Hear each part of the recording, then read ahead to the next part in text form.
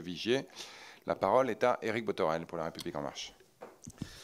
Merci, Monsieur le Président. Alors, Monsieur le Président de l'ARCEP, Madame la Vice-Présidente, je souhaite d'abord vous remercier pour la clarté et la richesse de votre propos liminaire. Nous nous retrouvons régulièrement ici pour discuter de la couverture numérique du territoire et évaluer l'avancement des politiques publiques mises en place pour l'améliorer.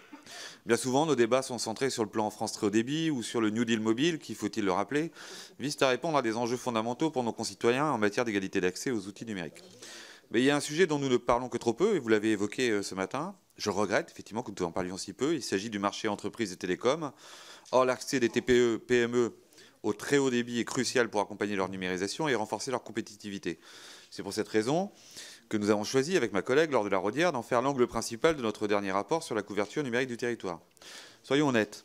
L'état des lieux n'est pas des plus réjouissants pour nos TPE-PME. L'accès des entreprises au très haut débit demeure fortement dépendant de leur taille et de leurs moyens. Une fracture numérique s'est ainsi progressivement installée entre établissements de moins de 50 salariés, dont plus de 80% sont sous-numérisés, et les grandes entreprises qui ont une taille suffisante pour assumer le coût financier d'un accès spécifique à la fibre. Par ailleurs, 69% des entreprises sont mécontentes du prix de la connectivité et 60% des PME réclament plus de réactivité et d'écoute de la part des opérateurs. De fait, il existe une vraie demande d'accès à la fibre qui n'est pas satisfaite. Si la régulation de l'ARCEP a permis certains progrès notables, les entreprises rencontrent encore des difficultés sur un marché qui reste essentiellement duopolistique et au sein duquel certaines pratiques anticoncurrentielles semblent perdurer. Je dis bien semblent perdurer.